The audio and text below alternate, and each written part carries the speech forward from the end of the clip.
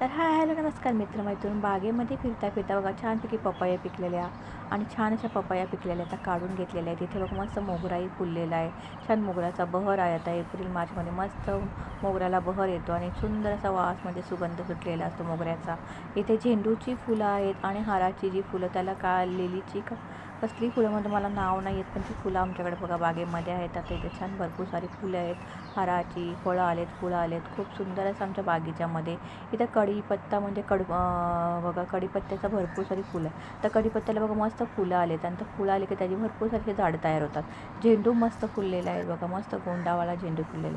अननसाचं झाड आहे आणि भरपूर सारी वेगवेगळ्या प्रकारची फुलं आलेली आहेत. असं छान अशी आमच्या बागीच्यामध्ये छोटी मोठीशी झाडं आहेत. आवडत असेल तर नक्कीच सांगा कमेंट करून. मी तर रेसिपी टाकत असेल, पण बागेमध्ये भरपूर सारा कढीपत्ताही लावलेला. आता बाजूला तुळशीची झाडे वगैरे आहेत. खूप सुंदर असा बगीचा सजलेला. भरपूर सारा झेंडू बघा मस्त आलेला आहे. तुम्ही मला कमेंटमध्ये सांगा तुम्हाला यातला कुठला फूल आवडला, कुठली फळं आवडली. नक्कीच कमेंट करून सांगा. पुन्हा भेटू नक्कीच. तोपर्यंत बाय बाय.